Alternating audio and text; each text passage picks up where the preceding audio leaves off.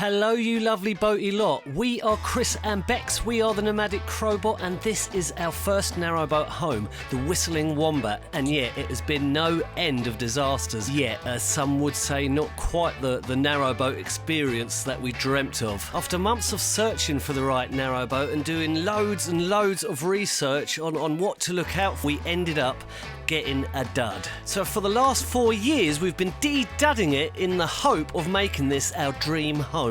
Alright guys, this one's a little bit different today. I want to take you right back to the beginning, to the very start of our journey into narrowboating, from our very first viewing to the wild ride that led us to buying this boat, the Whistling Wombat. It's a story full of close calls, some very expensive lessons, and a few things we didn't see coming, so stick around.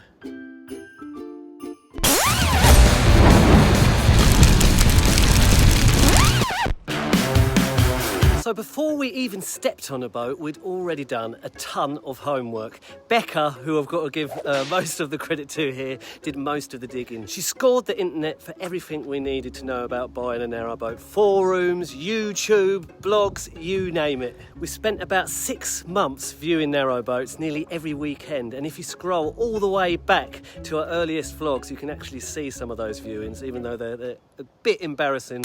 The Nomadic Crowbot! Wombat.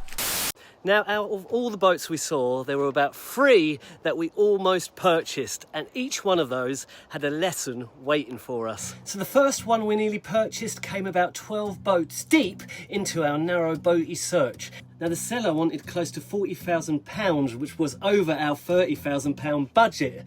But we thought, you know, maybe we could stretch for the perfect boat. Now, they had an old survey report, so we sent that off to a local narrowboat surveyor called Pat Tierney, who, by the way, has helped us out loads over the years. This was our first time working with him on the narrowboat. Highly recommended, Pat Tierney, if you're in the Hertfordshire, Cambridgeshire area. Yeah, he says it how he sees it, and he's helped us out hugely, which you'll find out as this video progresses. Now, Pat gave the survey a proper read through and pointed out a massive red flag, the sacrificial plate. Now, that's basically the bit of metal that protects the hull, like a little pre-bumper before tearing off lumps of your narrowboat hull. Now, the narrowboat hadn't been plugged into the galvanic isolator at the marina, which meant the hull was unprotected and had started corroding. We'd be looking at a full hull replacement for our first ever narrowboat, and at that time it was about £10,000. But I've heard now of people having to spend about £50,000 to get the whole narrowboat replated. I say this time and time again, guys, make sure your narrowboat hull is holeless. That's one of the main things you want to make sure is all right on the narrowboat, the hull, and how many years it's got left. So we walked away, and guess what? That boat ended up selling a few weeks later for £12,000. Now, this is where the story gets a little bit more interesting, because the narrowboat was quickly repainted and relisted for £40,000. We tried to warn people on Facebook when we saw it pop up on the feed again and again, but unfortunately someone ended up buying it. And it would have been an absolute nightmare for whoever purchased it. That would have come with a big job of sorting out the narrowboat hull that they were probably completely unaware of. Do you guys like how I'm changing location through every little bit of this video to keep it exciting, fun and exciting? Now, this was a wake-up call. There are people out there willing to flip a dangerous boat just to make a quick buck. Now, in my personal experience, the narrowboat community has been incredibly welcoming and friendly. It really feels like a close-knit group of fellow boaters, each with their unique adventures where people are quick to offer help when things go wrong. However, it is worth noting that this lifestyle can sometimes attract individuals with less trustworthy intentions, perhaps due to the relatively low cost while living on a narrowboat.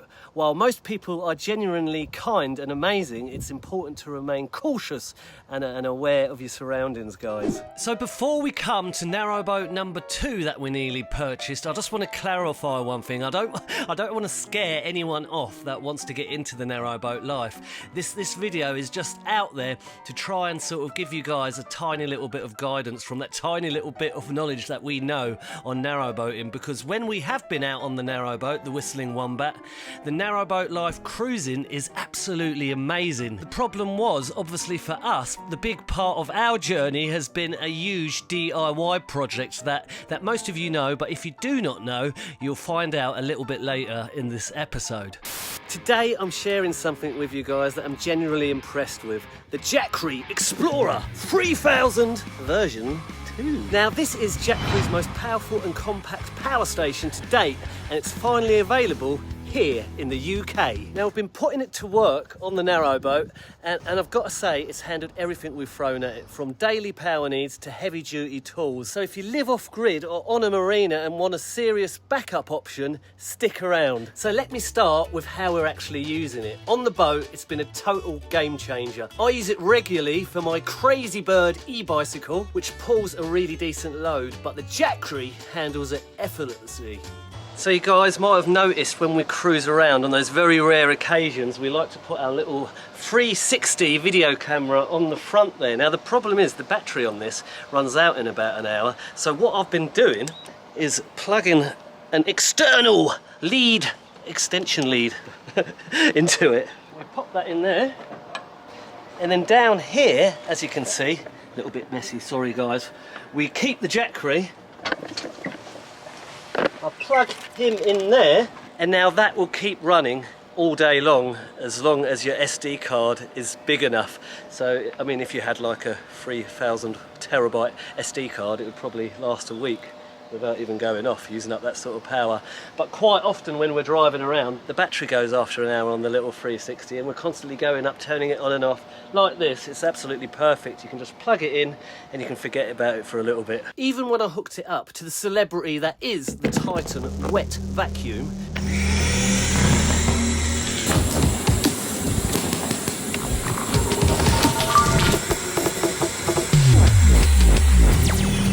it sucked effortlessly. Now, having this kind of output in a portable setup makes a big difference when you live in a small space with a limited mains access. Now, underneath this sleek casing is a 3072 watt battery capable of delivering 3600 watts continuously and up to a 7200 watt at peak. Now, when it comes to ports on this little baby, it's well equipped. You've got 3 AC outlets, 2 USB-C outlets, 2 USB-A outlets, and 1 12-volt car port. We've charged phones, laptops, cameras, and even run kitchen gear right from the boat, all at once, no problem. You can plug it into the wall and it's full in just 1.8 hours. You can use Jackery's solar panels and you can recharge them in around 3.5 hours, or you can go hybrid, that's wall charging and solar, and you'll be back to a 100% charge in just 1.7 hours. It has a built-in UPS that's an uninterrupted power supply functionality, so if the power cuts out, it instantly takes over and keeps all your essentials running with zero downtime. Now, despite the huge battery, it's surprisingly easy to manage. This version is 43% lighter than most 3 kilowatt units,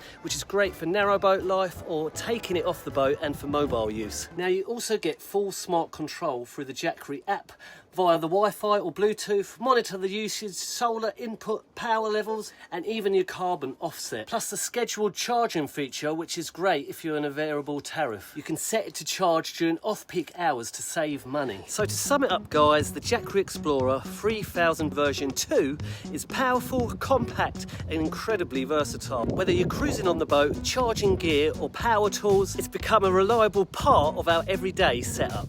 If you need clean, quiet, and capable power on or off grid, this is one of the best options in the UK right now. So let me know in the comments, guys, again, if you want to see any full hands-on demos or have any other questions. Eco-friendly, Jackery always ready. Now roll on about 10 more narrowboaty viewings and we come to a narrowboat that was listed for roughly £32,000. Now from the outside the hull looked a bit rusty. I was thinking, ooh, but when we got inside it felt really homely. I mean, we were blinded by the beauty of the insides and the homeliness of the insides that we sort of forgot about the rusty outside. Now this can be a really cruel lesson to learn. And again, like me and Bex have said many times before, don't go by the narrowboat looking aesthetically pleasing on the inside. It's all about that hole again. We've got a very good feeling from the seller, and again we brought Pat in to do a survey, and just after 40 minutes he told us straight away, walk away, and other sacrificial play on its last legs, and other hull in major need for reworking.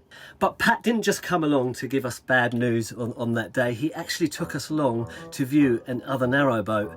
Now this was a solid build listed for about £38,000, but he thought we could possibly renegotiate it down a little bit lower because he knew, I think, the seller wanted to try and get a quick sale for it. But after the chaos of that day, we felt completely overwhelmed. We wanted time to think, and when you're buying narrowboats, time is a luxury you do not get. 2 days later we finally decided to put a deposit down, and it was already sold. A lot of people probably know this problem. Narrowboats fly off the market at times, and during that time it was about 6 months after the COVID scenario, the COVID chaos, and they were just flying off the market very quickly. I'm not fully sure if it's still like that. Please let us know in the comments. So by this point it was nearly the end of the year. We'd been looking for 6 months and the whole dream felt like it was slipping away. So Becca and myself made a decision that next time we find something that we really like, we're putting down a deposit for the day, no more hesitating.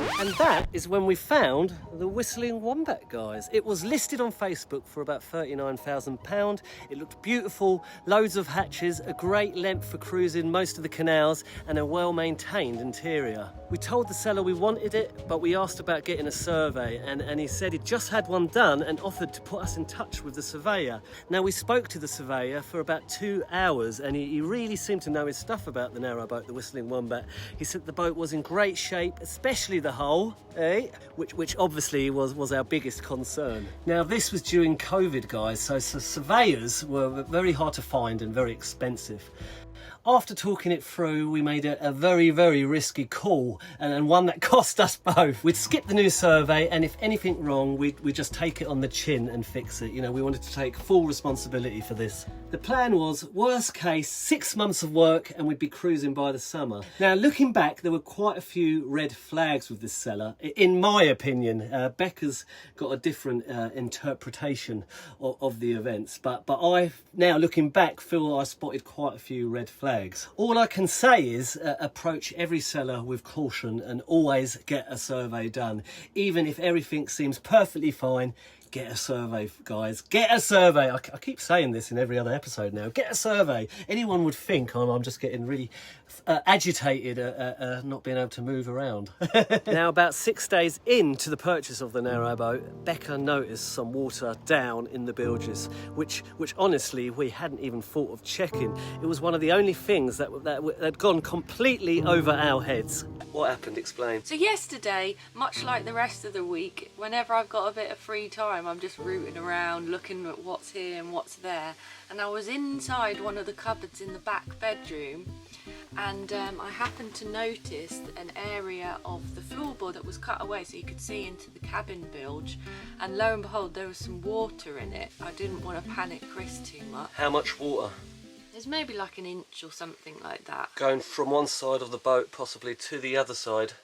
Possibly, it's hard to see. I mean, at the end of the day, we took the risk at not taking a survey, and we said whatever happens, we're just going to roll with it. So if that means having to tear the floor up at some point, patching it all up under there, then that's it, so be it. We've got the boat. We've got the 5 hatches. We're thinking positive. I'm not too worried at the moment. I've just been loving sort of becoming this like super sleuth and tracing all of these pipes everywhere. Obviously you got the panic of if this was the reason why the seller was selling it in the first place. You know, it is a boat, there are going to be problems. It's not sinking yet. The whole floor on the Whistling Wombat had been retiled and every single inspection hatch had been sealed off. You couldn't access the bilges at all, something we didn't really realise was so important until a lot later in our narrowboat adventure. Now this has all been very well documented and you can easily flip right back to the beginning of our journey to actually follow the story if you haven't seen that. So we got the boat back to the marina safely and decided we'd treat the bilges. You know, this was a big job that we needed to sort out before living on a narrowboat permanently. Fix things up and still make the summer cruising window. Yeah, about that 6-month plan, guys. Yeah, we ended up spending 4 years stripping out every room, drying and treating the floors and rebuilding the Whistling Wombat from the inside out. At this point, I'd say she's about 70% finished. We've still got the bathroom to do. We've also got the back room to sort out, whatever we're going to decide to turn that into. But she's already a completely different boat than when we first purchased her. And the funniest part of the story was the only job that we actually wanted to do on the narrowboat when we brought her back to the marina was actually trying to get sort of a solar set up on the narrowboat, and that is the one job that we haven't even touched yet 4 years later. So I hope that helps some new sort of narrowboaty people out, or people that are on the quest to buy a new narrowboat. Don't do the same mistakes as us, but it hasn't all been bad. Is it Sopranella's babies, do you reckon? There's 4, 5. So what we've had the pleasure of just witnessing now is Sopranella, our pet duck, bringing her little babies to finally see us. They've been stranded on the other side of the river. We've been waiting for the day she brings them over to us, haven't we, Bex? Yeah, I know, exciting moment.